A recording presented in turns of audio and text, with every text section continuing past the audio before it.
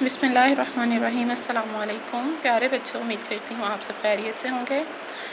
آپ سرگرمی نمبر 5 دیکھ سکتے ہیں کہ اپنے شہر، گاؤں یا قصبے کے بارے میں جال کی مدد سے لکھیے۔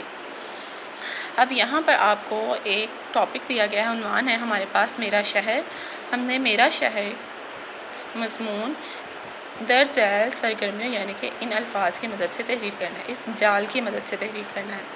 اب میرا شہر، گاؤں یا قصبہ، اب آپ نے پہلے بتانا ہے کہ آپ جہاں رہتے ہیں وہ آپ کا شہر ہے، گاؤں ہے یا قصبہ ہے، پھر وہ کس ضلع سے تعلق رکھتا ہے، کس صوبے میں ہے اور اس کی تحصیل کون سی ہے، اور میرا شہر، اہم عمارتیں کون سی ہیں اس شہر میں، یعنی کہ آپ کے گاؤں میں، قصبے میں یا آپ جہاں پر رہائش پذیر ہیں اس میں اہم عمارتیں کون سی ہیں، مسجد ہے، اسپتال ہے، اسکول ہے، باغ ہے۔ اگر اسکول ہے تو آپ نے اس کے بارے میں بتانا ہے، باغ ہے تو تھوڑا سا اس کے بارے میں بتا دیں، مسجد بتا دیں، مسجد کون سی ہے، اس کا نام کیا ہے اور اس کی عمارت کیسی ہے، اسپتال کے بارے میں بتا دیں، اور اہم عمارتیں اگر کوئی تاریخی عمارت ہے یا کوئی مشہور عمارت ہے تو اس کے بارے میں آپ لکھ سکتے ہیں۔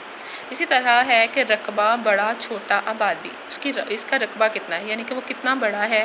جیسے اب پاکستان میں ہم کہتے ہیں کراچی سب سے بڑا شہر ہے، اس کے بعد ہمارے فیصل آباد ہے، لاہور ہے، تو آپ نے یہ بتانا ہے کہ کون سا آپ کا شہر کتنا بڑا ہے اور اس کا رقبہ تقریباً کتنا ہو سکتا ہے اور اس کی آبادی کتنی ہے۔ اس طرح وجہ شہرت، کہ آپ کا شہر کس وجہ سے شہرت ملی، اس میں آپ بتا سکتے ہیں کہ جیسے مختلف شہروں میں، اگر ہم فیصل آباد کی بات کریں تو یہ صنعتی شہر ہے تو اسے صنعت کی وجہ سے کافی شہرت حاصل ہے۔ اسی طرح اب آپ نے بتانا ہے کہ آپ کے شہر کی وجہ شہرت کیا ہے۔ اب قابل دید مقامات، بازار، تاریخی یا تفریحی مقامات، اب آپ یہ بتا سکتے ہیں کہ آپ کے شہر میں کون سے قابل دید مقامات ہیں۔ جیسے ہمارے فیصل آباد میں گھنٹہ گھر موجود ہے، اس کے آپ کو پتہ ہے بازار ہیں، کتنے بازار ہیں اور ان سب بازاروں کے الگ الگ سے نام ہیں۔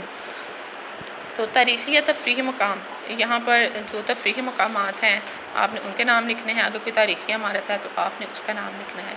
اسی طرح آپ نے اپنے شہر، گاؤں یا قصبہ، یعنی کہ ان تینوں میں سے کسی ایک چیز کے بارے میں، اپنے میرا شہر کے بارے میں آپ نے اس جال کی مدد سے مضمون تحریر کرنا ہے۔ امید کرتی ہوں آپ یہ کام بآسانی کر سکیں گے۔ اپنا خیال رکھیے۔ اللہ حافظ۔